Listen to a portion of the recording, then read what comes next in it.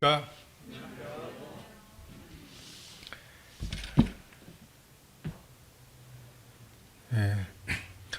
저와 함께 히브리서에 있는 말씀 몇 구절 같이 읽고 나누겠습니다. 히브리서 10장 35절부터 11장 3절까지를 읽겠습니다. 히브리서 10장 35절부터 11장 3절까지 말씀입니다. 천천히 같이 읽으시겠습니다. 시작. 그러므로 너희 담대함을 버리지 말라. 이것이 큰 상을 얻느니라. 너희에게 인내가 필요함은 너희가 하나님의 뜻을 행한 후에 약속을 받기 위함이라. 잠깐 후면 오실 이가 오시리니 지체하지 아니하시리라. 오직 이는 믿음으로 말미암아 살리라. 또한 뒤로 물러가면 내 마음이 저를 기뻐하지 아니하리라 하셨느니라. 우리는 뒤로 물러가 지면에 빠질 자가 아니요 오직 영혼을 구원함에 이르는 믿음을 가진 자니라. 믿음은 바라는 것들의 실상이요 보지 못하는 것들의 증거니 선진들이 이로써 증거를 얻었느니라. 믿음으로 모든 세계가 하나님의 말씀으로 지어진 줄을 우리가 아나니 보이는 것은 나타난 것으로 말미암아 된 것이 아니니라. 제가 개역 성경으로 성경을 읽었습니다. 히브리서 말씀을 나누면서 히브리 성도들이 처해 있던 여러 상황들에 대해서 여러 번 말씀을 드렸습니다. 이러한 와중에 정말 예수를 십자가에 못 박은 그 시대에 예수를 그 하나님이라고 주라고 고백하고 또 부활하셨다고 고백하고 메시아라고 고백하는 이들이 당하는 여러 어려움들 속에 히브리 성도들의 거기에서 파생되는 또 많은 문제들이 있었겠죠. 근데 그것에 대한 이 히브리서 기자의 해답은 믿음이었습니다. 그 성령을 조차 행하라, 생명을 조차 행하라, 믿음을 따라 행하라. 이런 말들이 굉장히 추상적으로 느껴지고, 그러니까 이것이 지금 현재 지금 이 집회 끝나고 집에 가면 내가 당하게 될 여러 어려움들, 당장 내일 출근을 하면 또는 그 생명의 위협을 느끼는 이러한 사람들에게 너무 허황돼 보이는 해결책이 아닐까라고 생각이 될 수 있지만, 그리고 그들이 지금 유혹을 받고 있는 것이 지금 눈에 보이고 손에 잡히는 어떤 성전의 제사가 있는 저런 것과 대비되는 지금 우리가 가지고 있는 좀 몸에 뭔가 구체적인 것이 없을까를 고민하고 있는 사람들에게 이건 좀 흡족해 보이지 않을 수도 있습니다. 하지만 정말 성령을 조차 사는 삶의 그 자유로움이 있죠. 성령의 감동하심을 받아서 정말 내 마음대로 내 소원대로 행하는 것이 하나님의 뜻과 부합하는 이 자유로움이 있고요. 그리고 생명을 쫓아서 내 속에 죄에 대한 거부하는 마음이 있고 정말 하나님을 사랑하는 마음이 있고 그래서 내 속에 이미 이루어진 그 생명의 생명력을 쫓아서 살아가는 삶에 굉장히 자연스러움이 있습니다. 억지로 그걸 하라고 해서 하는 것이 아니고 지금 이 집회에 나오는 것이 그들에게 굉장히 어려움이 됐고 눈치 보며 나왔을 텐데 율법이라면 안 했겠죠.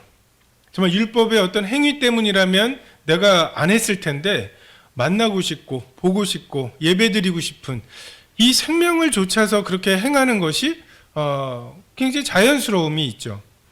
그리고 믿음을 좇아 살아가는 사람들의 어떤 능력이 있습니다. 그래서 이러한 것을 경험한 사람들에게는 믿음이 관건이다, 믿음이 해결책이라고 하는 이것을 다시 일깨워주는 것, 뭔가 새로운 것을 이야기해 주는 것이 아니라 알지 않냐, 너희들에게 임한 그 믿음, 그것으로 충분하지 않았느냐. 지금 신앙생활을 하고 또 여러 어려움들이 있고 그것에 타협하고자 하는 유혹들이 있고 그 유혹과 싸우느라고 또 여러 가지 변명들을 하고 이러느라고 우리가 뭔가 하나님께서 정말 믿음으로 단번에 주신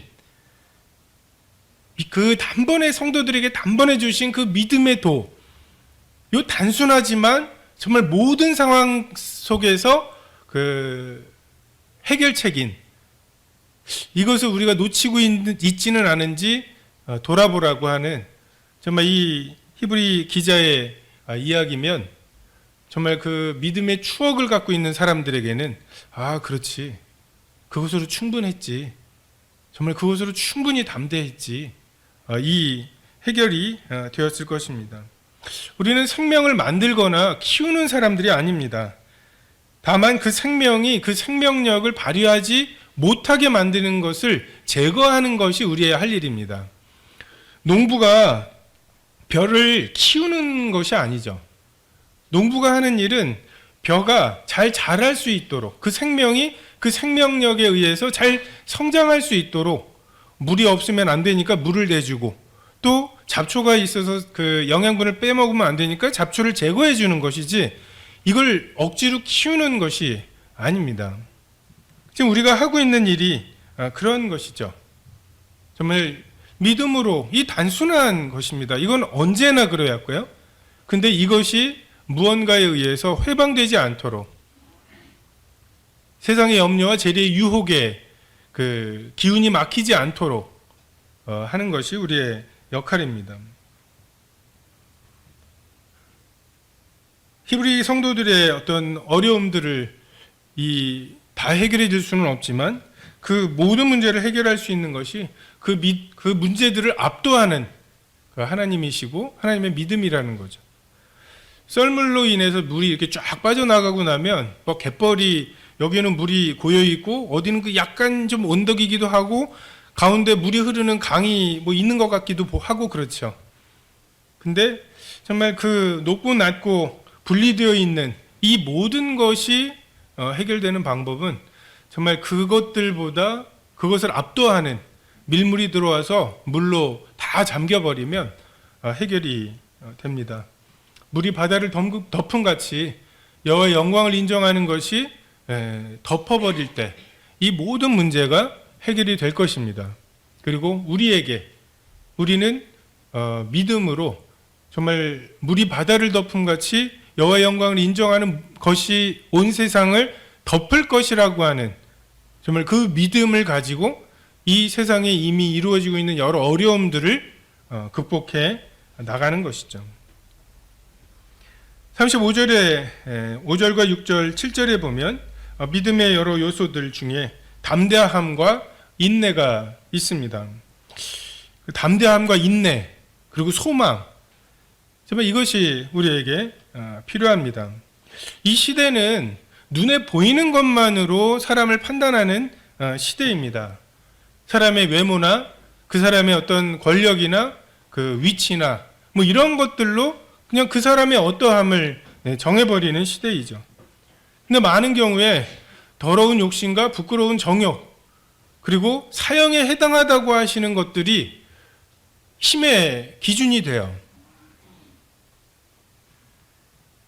육신의 정욕과 안목의 정욕과 이상의 자랑으로 가득한 시대입니다. 정말 그것을 얼마나 많이 갖고 있느냐, 많이 누리고 있느냐가 그 사람의 높이가 되는 그런 시대입니다. 그런데 영원한 가치, 그리고 죽어야 열매를 맺는다는 십자가의 원리, 겟세마네의 그 고민이 있어야, 그리고 그 고민 끝에 결단이 있어야 부활의 새벽이 있다고 하시는 이 예수님의 가르치심, 이것이 우리에게 있는 거죠.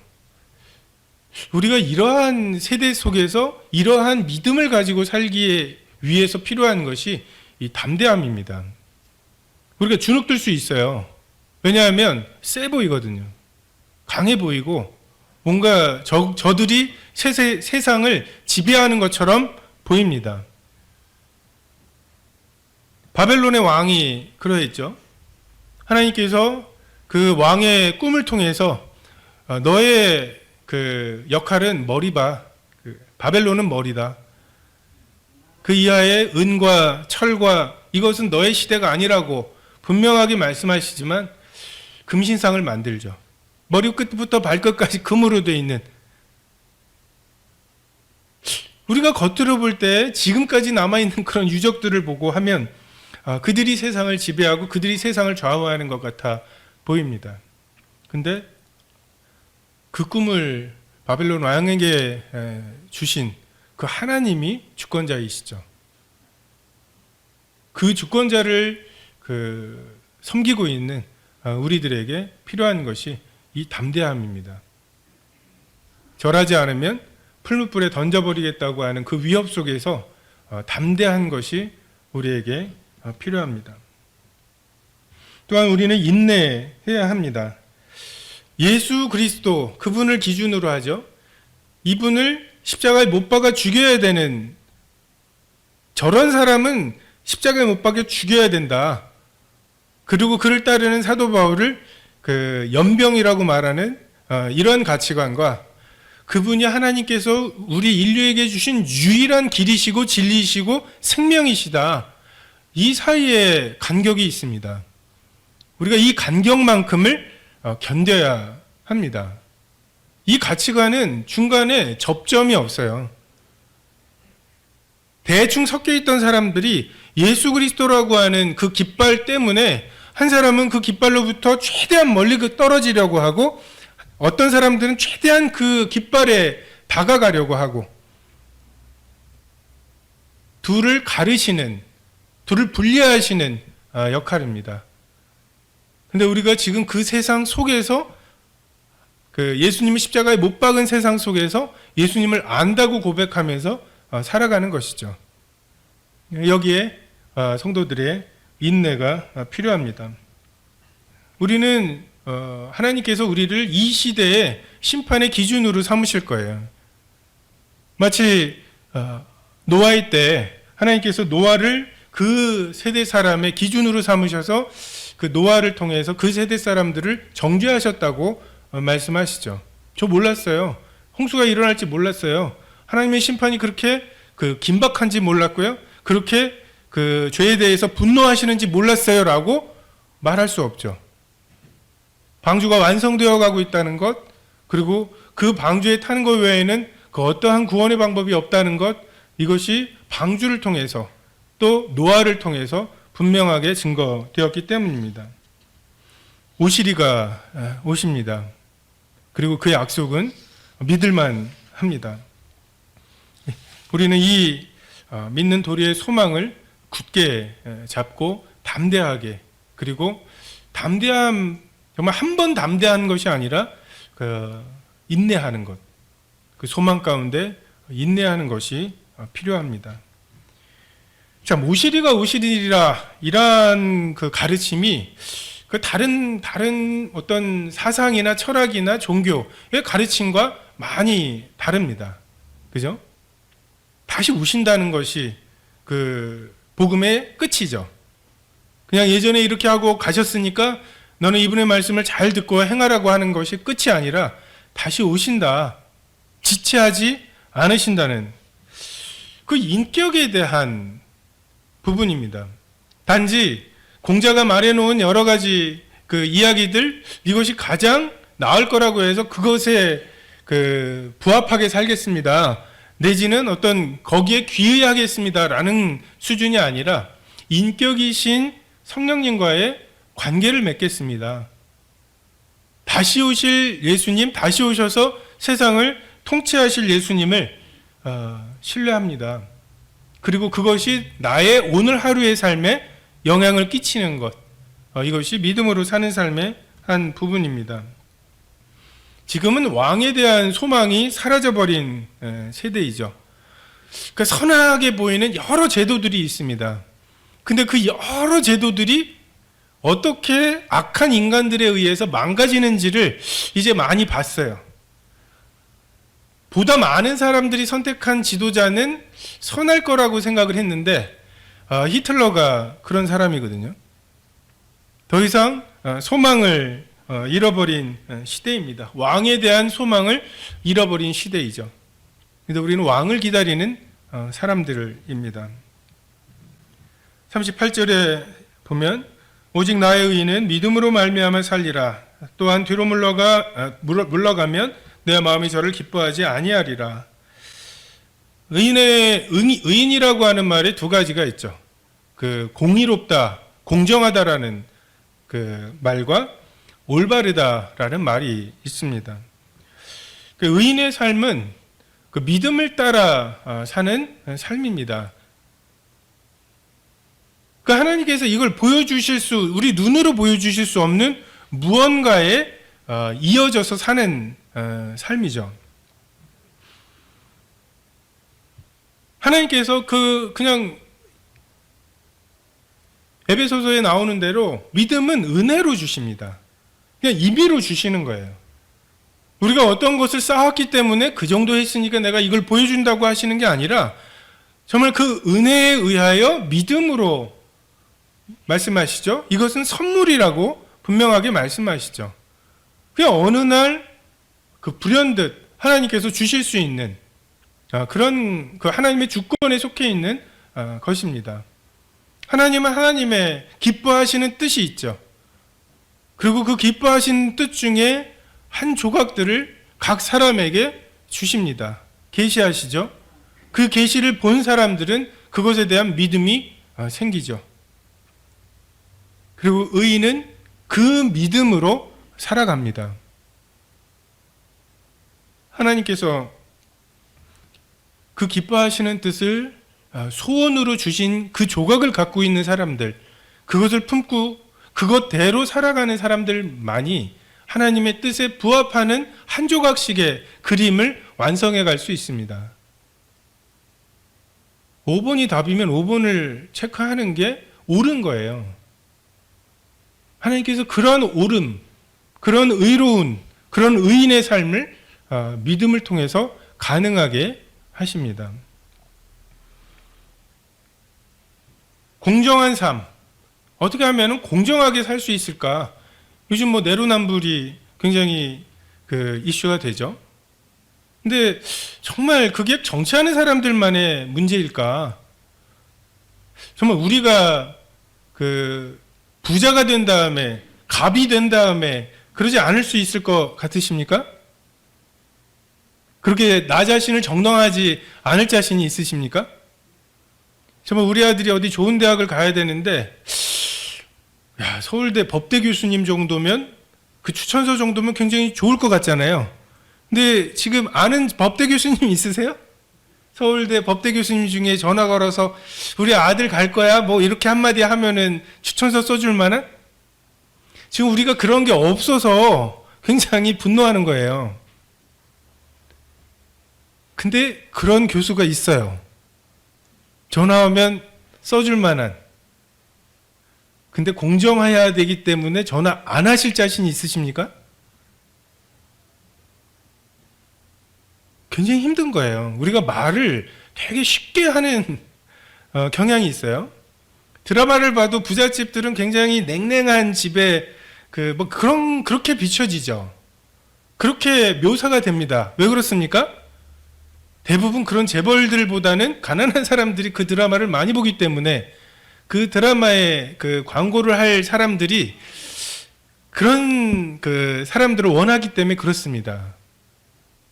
굉장히 우리는 공의로운 것처럼, 공정한 것처럼, 나라면 안 그럴 것처럼 생각을 하지만, 저도 이등병 때 병장 전투화 닦으면서 불공정하다고 생각을 했거든요. 근데 병장 돼가지고 제가 제 거 닦았느냐? 아니거든요. 아닙니다. 우리가 굉장히 조심하지 않으면 정말 하나님을 기준으로, 내가 나를 기준으로 선악을 구별하니까 공정하지 않은 거예요. 이럴 때 이랬다가 저럴 때 저러는 거예요. 근데 정말 하나님을 기준으로 하면 나는 부자가 아니잖아요. 언제든지. 지금도 부자가 아니지만 재벌이 되고 나서도 부자가 아니죠. 정말 하늘에 계신 상전을 생각하지 않을 때 우리는 언제나 내로남불이 될 수 있습니다. 오직 의인은 믿음으로 말미암아 공정하게, 공의롭게 살아갈 수 있는 것입니다. 로마서와 갈라디아서에서는 의인은 믿음으로 산다고 하는 말씀이 있죠.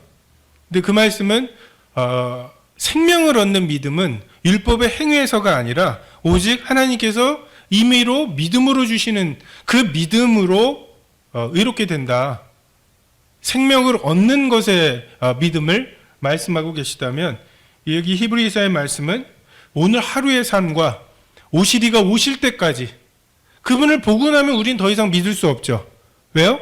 믿음은 보이지 못하는 것들의 증거이기 때문에 보고 나면 더 이상 믿을 수가 없습니다. 우리는 보지 않고 믿는 더 복된 때에 태어나야 살고 있는 것이죠. 그래서 지금 오늘 하루와 오시리가 오실 때까지의 삶을 오직 믿음으로 살아가야 한다라는 것입니다. 잉태되어 수정란이 되는 생명과 그 수정란이 뱃속에서 자라가는 생명과 그 생명이 태어나서 성장하는 이 생명이 다 하나의 생명인 것처럼, 우리가 예수님과의 인격적인 만남을 통해서 태어나서 성장하는 것, 그리고 장차 주님을 계신 그대로 보게 되는, 정말 칭의와 성화와 영화의 이 모든 구원의 단계가 다 동일한 믿음이라는 것입니다. 믿음으로 생명을 얻게 되고 그 생명을 얻었다는 것의 의미는 그 속에서 생명의 역사가 시작된다고 하는 의미이죠. 예전보다 죄에 대해 더 예민해지고 정말 의로움을 추구하고 실제적인 삶의 변화와 열매를 얻게 되는 이 모든 것이 하나의 믿음을 통해서 되어집니다. 하나님께서는 하나님의 큰 그림을 이 유한한 우리들을 통해서 완성하시는데 그 도구가 믿음이죠. 우리는 우리 시대 밖에, 저는 50년밖에 안 살아서 50년 내에 경험한 것밖에는 모릅니다. 사실 역사를 통해서 배우니까 우리가 그것들을 아는 것이지, 만약에 역사를 모르고 만약에 살아왔다면 우리는 또 굉장히 동일한 시행착오들을 끊임없이 반복을 했겠죠. 심지어 역사를 배우면서도 계속 그것을 반복을 하죠. 하나님께서는 아벨을 통해서 그 화목제에 대한 그림을 그리시고, 에녹을 통해서 하나님이 원하시는 것은 동행이라고 하는 그림을 그리시죠.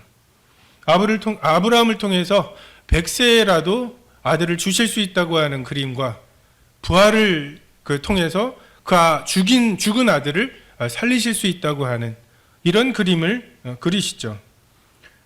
이 수천년 된 제사나 또는 레위기에 나온다고 하는 여러 그 형식들을 통해서 그릴 수 없는 그림들을 하나님께서 믿음을 통해서 그리십니다.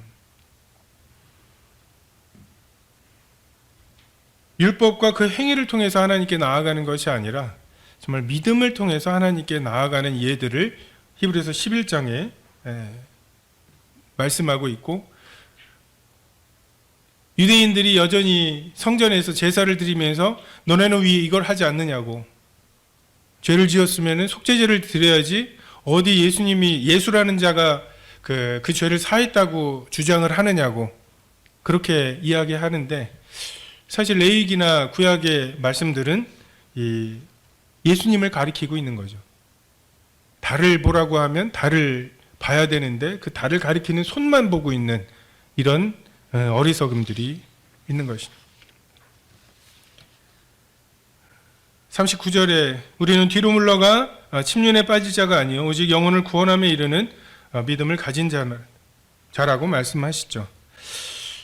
성경은 일관되게 모든 것의 원인과 해결책이 믿음이라고 말씀하십니다. 잘못된 믿음을 가지고 있는 사람은 잘못된 행동을 한다라는 것이죠.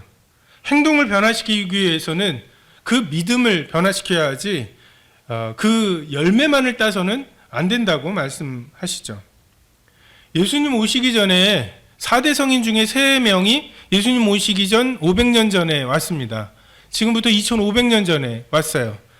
그 전까지 사람들이 오만 시행착오를 겪으면서 어쨌든 그 500년 전에 공자와 석가와 그 소크라테스가 무언가를 정리를 했어요.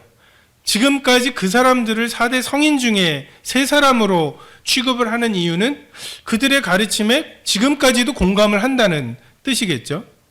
근데 그들의 가르침, 그들의 사상을 좀 정리를 해보면, 특별히 예수님이 가르치신 것과 배치되는 것을 정리를 해보면, 첫 번째, 그들의 가르침은 되게 현세적입니다. 공자와 소크라테스는 죽음 너머에 대해서 아예 생각을 안 해요. 내가 현재 일도 모르는데 죽음 너머에 대해서 나한테 묻느냐고. 그것에 대해서 굉장히 뿌듯해했어요. 그리스 철학도, 그리스 신화나 이런 것들 봐도 그렇고, 아니 먹지도 못하는 저 실용성이라고는 조금도 없는 저 피라밋을 만들어 놓고 그 죽은 사람이 다시 부활하고 나면 쓸 거라고 거기에 온갖 이 현재 쓰고 있는 것들을 묻어 놓는, 그리고 그 묻힌 것 때문에 그걸 파내느라고 사람들이 그걸 도구라는, 우린 저런 미개한 사람들이 아니라는 것에 대해서 굉장히 뿌듯해하는 굉장히 현실적인 사람들이었습니다. 그리고 인간은 만물의 척도다. 이거 굉장히 뿌듯해했어요. 사람이 보는 거, 느끼는 거, 이게 이 온갖 만물의 옳고 그름을 판단하는 기준이다. 만약에 인류 전체가 다 죽고 나면 이 우주는 존재한다 할지라도 의미가 없다. 이것이 휴머니즘이죠. 휴머니즘 하면 굉장히 좋게 느껴지는 시대이죠. 인본주의 사상입니다. 이들의 또 하나의 사상의 공통점은 창조주가 없습니다. 그냥 유교에서도 그냥 음양오행이에요. 음과 양이 어떻게 해가지고서 뭔가가 만들어지고 뭐 사단 칠정 이 용어만 어서 배웠습니다. 뭔지도 모르겠는데 있어요. 근데 그 음양오행은 어디서 났는지 설명하지 않습니다.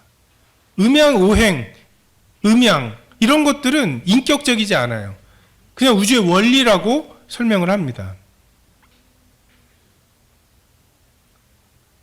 불교에서도 그냥 어떤 영겁의 세월이 있죠. 한 바퀴 도는데 80몇 억 년이 걸리는 이게 한 겁이라고 이야기하는데 그게 몇 겁이, 영겁이 그냥 계속 순환을 하는 거예요.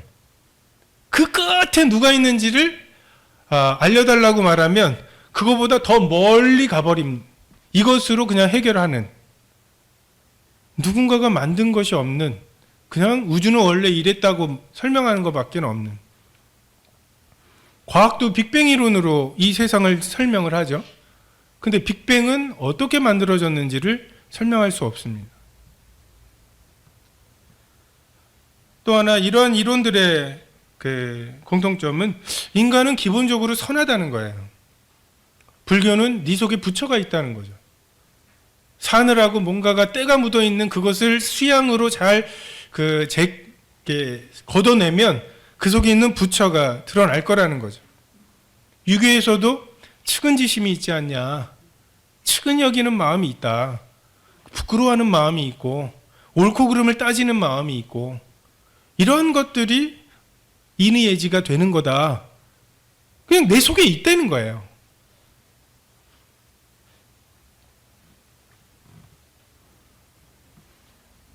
저는 이 믿음을 사람의 모든 문제에 대한 해결책으로 제시하시는 이 말씀이 한편으로 보면은 내가 꽤 잘 산다고 생각하는 사람에게는, 내 속에 선한 것이 있다고 생각하는 사람들에게는, 나 창조주나 이런 것 없이도 내 인생에 대해서 설명이 가능하다고 생각하는 사람들에게는 받아들여질 수 없는 것들이죠.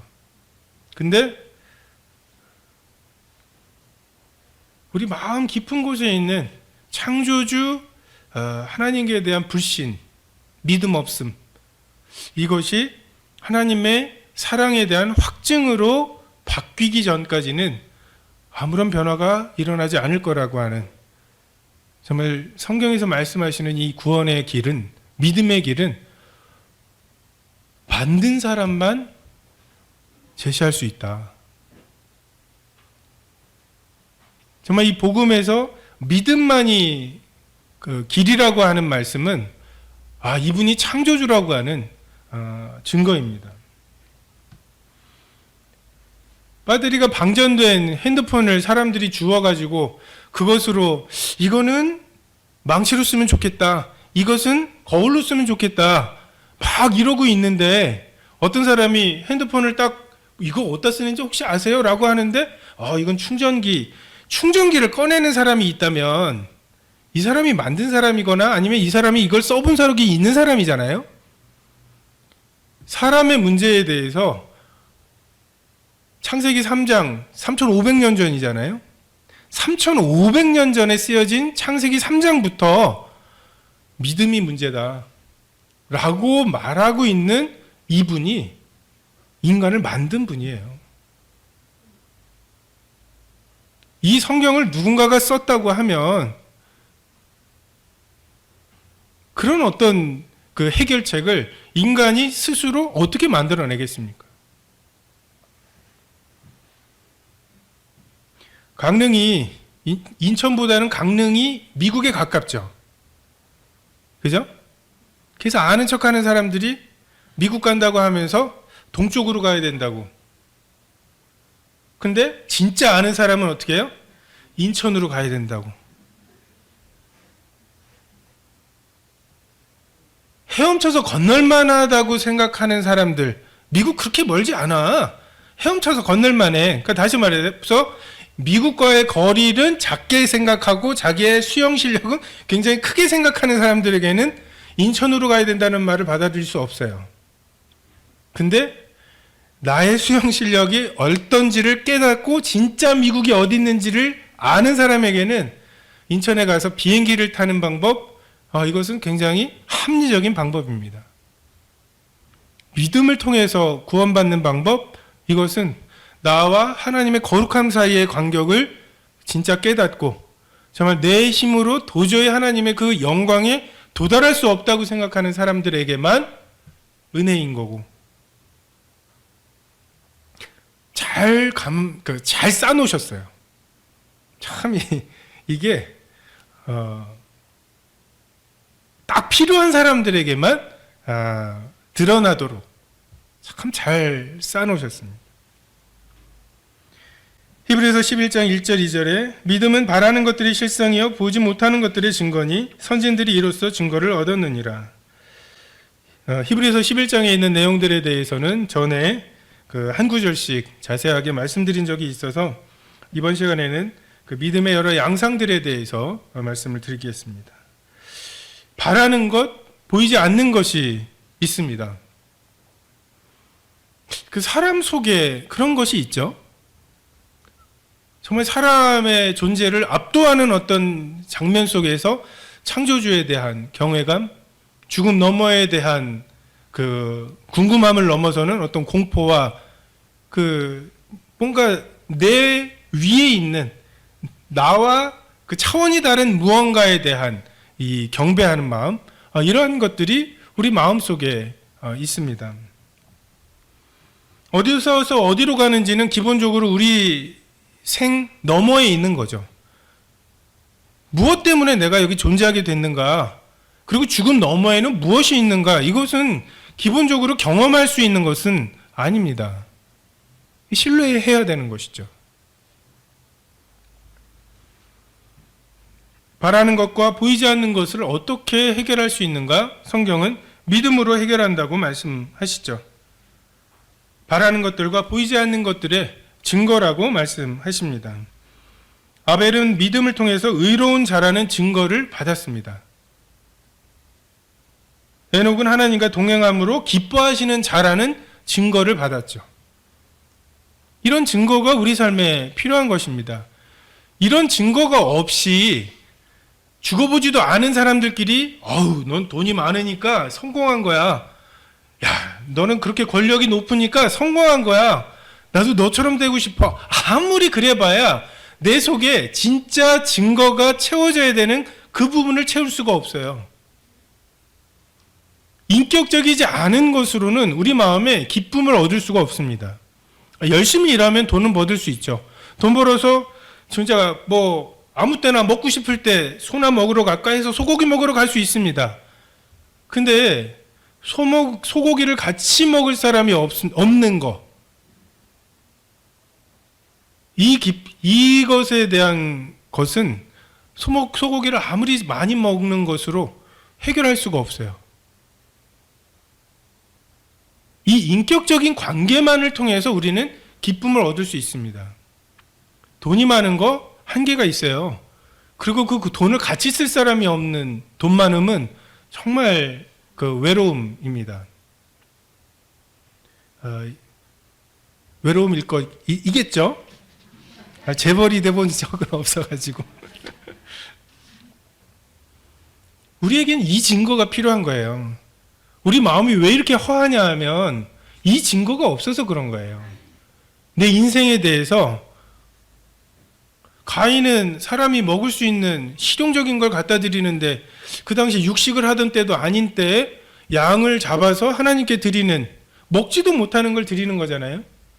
근데 이것에 대해서 사람들이 그걸 어디다 쓰려고 그래? 이게 더 낫지. 다 그렇게 얘기하더라도 하나님께서 의로운 자라고 하는 증거를 주시면 그것으로 아벨은 충분한 것입니다. 더 할 게 없어요. 외로울 게 없어요. 부족할 게 없어요. 갈증이 일어날 게 없어요. 에녹도 마찬가지죠. 360세 900살씩 살던 때에 360까지 살고, 근데 하나님을 기쁘시게 하는 자라는 증거. 나의 삶이 다른 사람들은 몰라요. 다른 사람들에게는 어떻게 비춰질지 몰라요. 근데 하나님께 기쁘시게 하는 자라는 증거, 이것을 받으면 그것으로 충분한 것이 우리들의 인생이라는 거죠. 또한 노아는 믿음을 보이지 않는 일에 경고로 받았죠. 보지 못하는 것에 대해서 우리가 어떻게 그것을 알 수 있느냐? 보아야 믿는다는데, 노아의 홍수 때 다 봤죠? 노아의 홍수를. 자, 봤습니다. 어떡하겠어요? 진짜구나 하고 죽는 거죠. 본 다음에 믿는 것은 늦는 거예요. 보이지 않는 것에 대한 경고를 받아서 방주를 짓든지 방주에 들어가든지 했어야 되는데, 사람들이 자기가 보는 것이 충분하다고 생각하니까 보이지 않는 것을 내가 어떻게 믿어? 라고 반응하는 거죠. 참 어리석은 것입니다. 아브라함은 갈 바를 알지 못했어요. 근데 믿음으로 갔죠.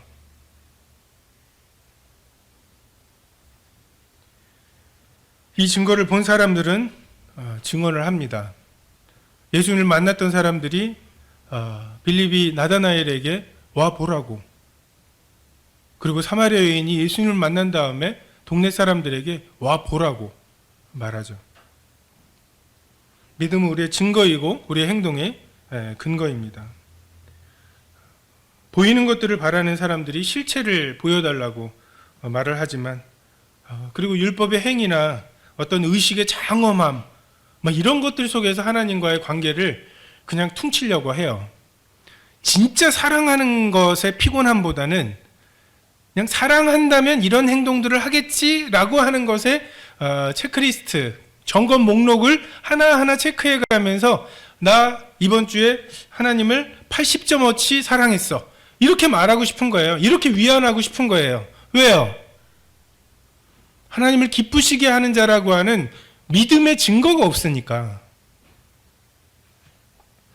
하지만 믿음을 가져본 사람들, 믿음을 구사해 본 사람들, 믿음이 주는 그 증거의 확신을 경험해 본 사람들은 그 율법이 주는, 내가 아침에 큐티도 하고 할 거 다 했어, 그러니까 나 하나님을 사랑한 거야 라고 말할 수 없는 진짜 사랑의 관계를 맺어본 사람들은 그럴 수 없습니다.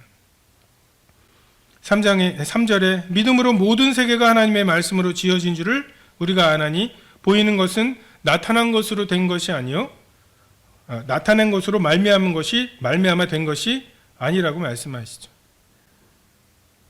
믿음으로 행하고 보는 것으로 행하지 아니한다고. 다시 말해서 믿음으로 행하는 것과 보는 것으로 행하는 것은 분리되어 있음을 성경은 끊임없이 말씀하고 있습니다. 우리의 눈은 우리의 몸을 보존하기 위해서 주신 감각이에요. 근데 이것이 선악을 구별하기에 충분한 기준이라고 생각하는 것에서 아담과 하와의 범죄가 시작이 되었습니다. 하나님께서는 그의 보이지 아니하는 것들, 그의 영원하신 능력과 신성을 먼저는 만드신 만물 속에 감추어 두셨고, 또 모든 날 마지막에 아들 속에 두셨죠. 은혜와 진리를 충만하게 하셔서 아들 속에 담아 두셨습니다. 성전의 휘장이 갈라져서 지성소, 아무도 감히 접근할 수 없었던 그 지성소의 영광이 성전의 휘장이 쪼개지면서 갈라지면서 사람들에게 드러났던 것처럼 고운 모양도 풍채도 없으신 예수 그리스도 속에, 그 육체 속에 담겨 있던 이 하나님의 영광이 예수님의 십자가에, 그 십자가에서 예수님의 육체가 갈라지실 때 비로소 그 영광이 드러났습니다. 바울이 다메섹 도상에서 그의 영광을 보고 눈이 멀었던 것처럼 정말 우리가 본다고 말할 때에는 실제로 보이지 않는 것 같아요. 그런데 육신의 눈에 우리가 보는 것에 한계가 있습니다. 내가 보는 것으로 행하는 것이 선악이 아닙니다. 라고 우리 육신의 눈으로 보는 것의 그 한계를 주님께 고백할 때 주께서 믿음의 눈을 뜨게 하셔서 정말 그 예수님의 십자가의 가치를 깨닫게 해주시고 정말 공의로 심판하시는 분에게 내어 맡기는 그 삶의 그 평안함을 경험하게 하시죠. 믿음은 또한 그 믿음의 또 하나의 특징은 그 약속하신 이를 믿는 것이다. 약속하신 이가 미쁘시다는 것을 믿는 것이다. 자, 약속하신 것을 믿는 것과 약속하신 분을 믿는 것이 약간 차이가 있습니다. 오실 이가 오실 것이다라고 하는 것을 믿는 것과 그분이 지체하실 때 여전히 그 분을 믿는 것은 차이가 있죠. 11절에 보면 믿음으로 사라 자신도 나이가 많아 단산하였으나 잉태할 수 있는 힘을 얻었으니 이는 약속하신 이를 미쁘신 줄 알았다고.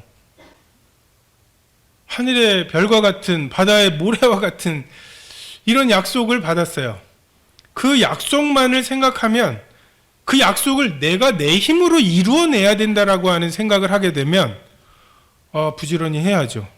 지금 첩도 좀 드리고 하갈 같은 그 사람 뭐 그런 방법으로 자식을 낳고 그렇게 애를 써야죠.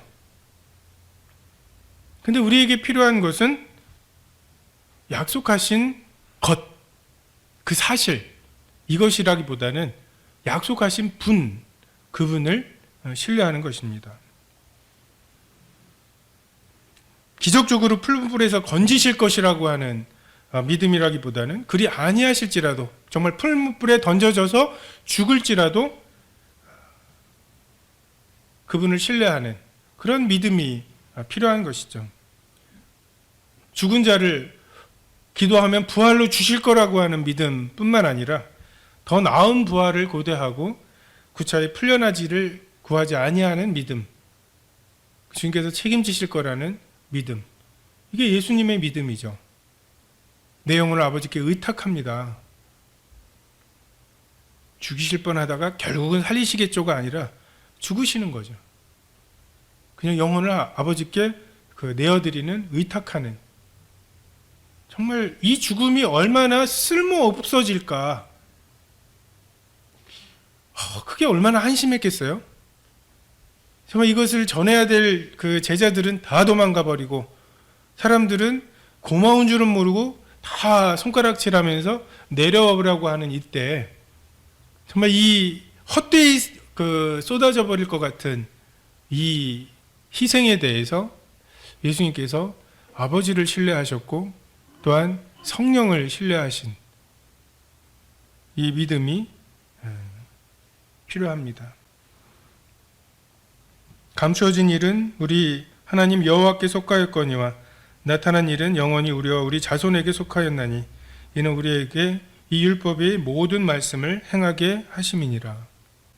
감추어진 것을 하나님께 맡기는, 왜인지 막 그 끊임없는 그 질문에 매몰되지 말고 포기할 것을 과감히 포기하고 그냥 하나님의 성품에 의탁하고, 정말 우리가 설명할 수 없는 많은 일들이 있죠. 그리고 공의롭지 않아 보이는 많은 일들이 있습니다. 근데 진짜로 하나님의 공의롭지 않으신 부분은, 이런 부분은 하나님이 왜 이렇게 하셨을까? 이렇게 하시는 게 더 공정한 건데, 우리가 그렇게 혐의를 두고 있는 몇 가지가 있죠. 그죠? 근데 실제로 우리가 주님 앞에 가서 서게 됐을 때 하나님이 공의로 하지 않으신 수많은 것들이 있을 것입니다. 하나님이 공의롭게 하셨으면 죽여버리셔야 될 때 죽이시지 않았던, 정말 공정하지 않았던 수많은 일들이 있었을 거예요. 근데 우리는 나에게 이득이 되는 공정함만을 생각하니까 그게 왜라고 질문을 하는 거죠. 혹시 이런 질문 해보셨어요? 왜 저를 살려두세요? 왜 오늘 저에게 숨을 쉴 수 있는 호흡을 주시나요? 어제 죽었던 사람들 중에 나보다, 그 사람들보다 제가 더 의로운가요? 하나님이 공의롭지 않아서 우리가 살고 있으면서 자꾸만 하나님이 왜 공의롭지 않냐고 묻는, 하나님께 맡기십시오. 하나님은 선하신 분입니다.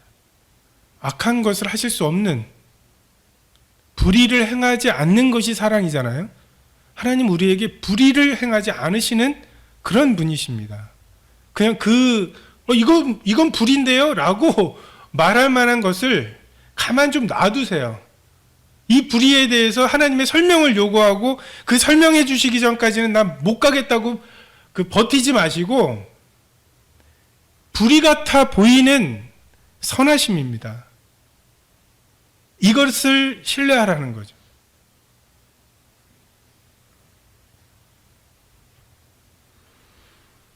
의인이 되는 것과 의인으로 사는 것 모두 믿음으로 가능합니다. 성도의 믿음, 신앙생활의 성패는 이 믿음을 얼마나 잘 구사하느냐에 있는 것 같아요. 믿음은 들음에서, 들음은 그리스도의 말씀으로 말미암는다고 말씀하시죠. 말씀이 그러한가 말씀을 상고함으로 구원 얻는 자가 많다고 말씀하시죠.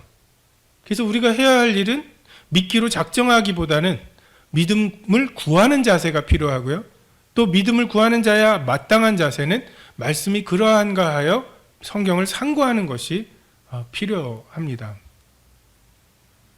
회개하고 순종하고자 하는 자세로 갈 길을 보여달라고 할 때 주님께서 그것을 정말 언제든지 기꺼이 보여주시고, 그렇게 한 걸음 한 걸음을 갈 바를 알지 못할 때 한 걸음 한 걸음을 믿음으로 내디딜 때 하나님께서는 결국 우리들의 인생을 통해서, 아브라함을 통해서 무언가 그리셨던 그림이 있고 이삭을 통해서, 믿음의 사람들을 통해서 그리셨던 것처럼 우리의 삶을 통해서 그리실 수 있습니다. 우리가 바울이나 모세, 아브라함을 흉내내라는 것이 아니죠. 하나님은 21세기에 살고 있는 우리들을 통해서만이 그리실 수 있는 그림이 있습니다. 믿음이 관건이라고 하는 하나님의 처방과 해결책을 믿어야 할 필요가 있습니다. 이게 우리가 이렇게 모이는 이유죠. 관건이 믿음이기 때문에. 이렇게 만약에 우리의 의지가 관건이라면 우리 의지를 북돋기 위해서 굉장히 여러 노력들을 해야 되겠죠. 찬양도 좀 동원을 하고 감정적인 것도 좀 동원을 하고, 그래서 믿음의 결단을 하게 만들고. 근데 우리가 성경을 통해서 우리의 당에 있는 모든 문제에 대한 해답은 믿음이고, 정말 믿음의 눈으로 물이 바다를 덮은 같이 여호와 영광이 정말 이 온 세상에 덮인 것을, 덮일 것을 믿는 것이 아니라 이미 덮인 것을 믿음의 눈으로 볼 때 우리가 우리에게 있는 그 자잘한 웅덩이들, 자잘한 언덕들, 이러한 것들을 극복할 수 있을 것입니다. 기도하겠습니다.